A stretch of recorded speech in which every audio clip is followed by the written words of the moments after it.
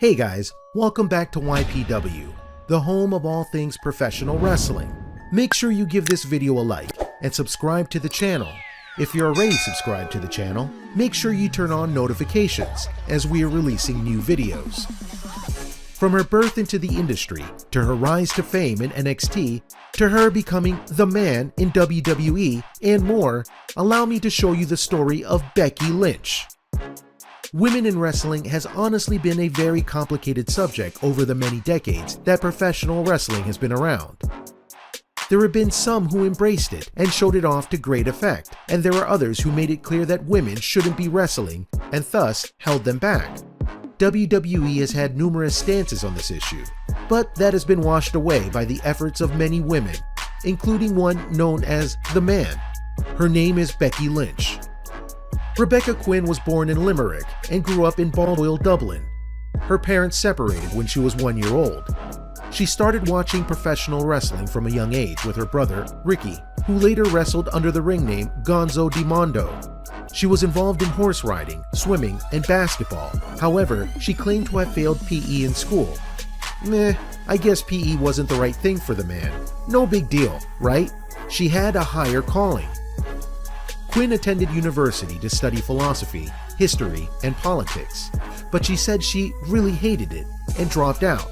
She planned to return to college to study health and exercise studies.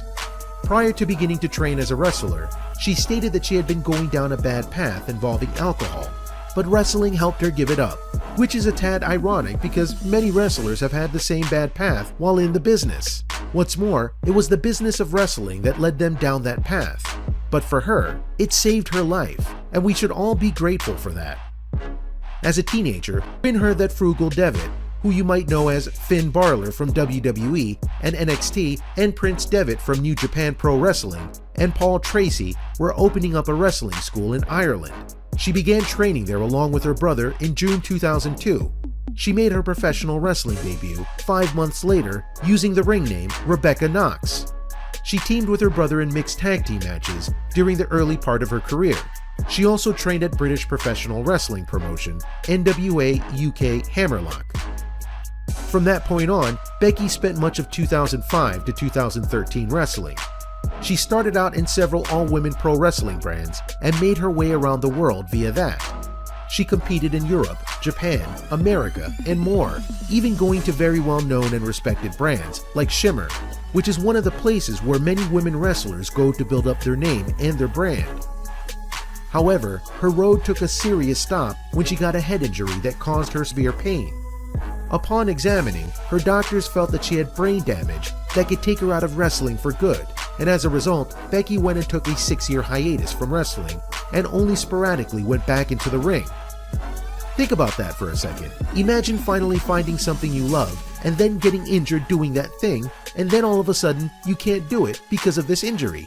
Becky has noted that she was very low at that point in her life, and it took some true fire in order to get back into the ring and try to get her life back to where she wanted it to be.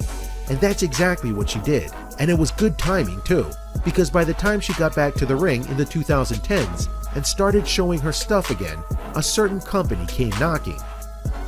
In April 2013, WWE signed Becky to a contract with their newly formed NXT developmental branch. Some background here for you. For the longest time, WWE had a developmental branch called Florida Championship Wrestling, where they would send prospective talents and build them up their way before calling them up to the main roster. However, executive Triple H decided to take this to the next level and start a new wrestling show called NXT. The name came from a rebranding of ECW and was a competition show at first before becoming the next brand of WWE. It would take over from where ECW was at and broadcast the next generation of talents on the newly made WWE network. Another thing to note is that at this point in time, in WWE as a whole, women's wrestling wasn't exactly a focal point of the brand. They were struggling to use their talent to their fullest, and their roster as a whole were more eye candy and cheap tricks than true women athletes. However, in NXT, that wasn't the case. Becky Lynch, which name came from NXT, was one of many strong and talented women wrestlers. And they were turning heads. Some of the standouts of the crowd, though, at the early stages of NXT included Charlotte Flair, daughter of WWE Hall of Famer Ric Flair, Sasha Banks, and Bayley. As for Becky, she honestly struggled in NXT to start. Not that she wasn't a talented wrestler, far from it, but she couldn't seem to find the right identity to connect with the fans. Case in point, during her early years, she would come out with an Irish theme song and river dance to the ring. However, slowly but surely, she started to build up not just her brand, but the fans' love of her. One of the key points was a match at NXT TakeOver Rival, where she, Bayley, Banks, and Flair had a fatal four-way match for the title. Though Becky lost, she impressed a lot of people, including the fans. Then she got the chance to go and face then-champion Sasha Banks for the title, and came out in a steampunk outfit inspired by Magic the Gathering. Though she lost the match, when she left the ring, the fans were singing her theme song, showing that she had earned their respect and love. From that point on, Becky Lynch was a fan favorite, which was good because it was time for a revolution. In July 2015, Lynch, Banks, and Charlotte Flair were brought into Monday Night Raw for a massive shakeup of the women's division, called the Women's Revolution. The goal was simple: show that women's wrestling really did matter in WWE. A three-faction war began that eventually led to Charlotte Flair getting the then Diva title and cementing a pass-the-torch moment for the Revolution. All the while, Becky and Banks continued to build themselves up in the eyes of the fans. Lynch had many shots at the newly created WWE Women's Championship, replacing the Divas Championship, as the name Divas invoked feelings of the old brand of women's wrestling in WWE, and each time got so close, but that couldn't capitalize in the end to win the belt.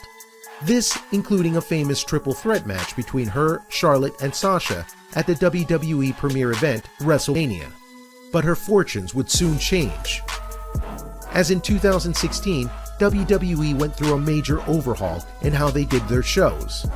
SmackDown had become irrelevant over the past few years, so it was rebranded as SmackDown Live, and the roster was going to be split up into two distinct divisions once again. Becky Lynch was the first woman drafted to SmackDown, and she was put into a 6-woman elimination match to win the SmackDown Women's title. This particular victory is important to note for several reasons, not the least of which is that this was her first title in WWE, period. Despite being one of the 4 horsewomen, alongside Flair, Sasha, and Bayley, Becky never held the NXT Women's title like they did. So for her to finally break through and get a title and be at the top of the women's brand meant the world, and the fans adored her for it. But sadly, after her first reign as champion, which lasted 84 days, something began to happen. Despite being a fan favorite, she wasn't pushed as much as other wrestlers, including Alexa Bliss, who got called up from NXT and went on a tear in terms of getting spotlight and title matches. This left Becky in several uncomfortable places, including consistently losing at points and not being considered as high tier as her fellow horsewomen, whom were all called up at that point. In 2018, Becky went on a long winning streak in the attempt to get the SmackDown Women's title away from champion Carmella, but despite earning her way to a title match, Charlotte Flair, who had been away via injury, came back and earned a title match as well after just one victory. When Charlotte won the title at SummerSlam by beating Lynch, Lynch exploded in rage and beat Charlotte up fiercely. She turned heel and started to hate on the fans in order to get heat, but the opposite happened. They agreed with her that she got screwed, and so WWE allowed both Becky and Charlotte to feud in a way that would make neither of them heels. Becky Lynch beat Charlotte for the title and beat her again in several rematches, including a much-beloved match at the all-women's pay-per-view Evolution, where she won a last man standing match. This was the birth of the man. I know it may sound weird that a woman would claim she's the man, but it initially started off as a way to mock Charlotte, since her father legendarily said, "If you want to be the man, you got to beat the man." She did, metaphorically speaking, and thus, she was the man. As the man, Becky had a much more confident and take no prisoners attitude. This culminated when Survivor Series approached. She led a women's invasion on Raw and nearly broke the arm of champion Ronda Rousey. Then she went to fight the rest of the women on the roster and unintentionally got injured by Nia Jax, who punched her so hard she was bleeding and got a serious concussion. But Lynch didn't look fazed at all and ran into the crowd while bleeding and taunting the other women, including Ronda Rousey. This started a months-long feud in which Becky won the second ever Women's Royal Rumble and went on to headline WrestleMania alongside Charlotte and Ronda Rousey to become the first ever dual women's champion. She pinned Ronda Rousey to do it, and she became even hotter in the company as a result. In many ways, Becky Lynch, as the Man, became the biggest star in WWE.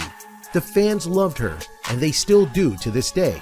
But the difference is that she was getting mainstream media attention for her role as the Man and as one of the top people in the company. She even got commercials with ESPN and such. And though she did eventually lose the Becky Two Belts title, she's still a champ right now as the Raw's Women's Champion and is said to most likely be the champ at the upcoming WrestleMania event. Now, it's true that more than likely Becky will win the title eventually, and that the Man gimmick will run out of steam sooner rather than later. And some are saying that the fans are already turning against Becky right now, but that remains to be seen. She went from the least of the Four Horsemen to one of the most important women in wrestling today. She's a force to be reckoned with and can be counted on to perform great matches, so you better be in fear when the Man comes around. So, what do you think? What do you think of this look at Becky Lynch? Are you surprised by her story and what she had to do in order to be the Man? Let me know in the comments below. Be sure to subscribe, and thank you for watching YPW, the channel dedicated to all things wrestling. If you like this video, make sure you check out some of our other videos, and to be notified when we release new videos, make sure you like, subscribe, and turn on notifications. Until next time.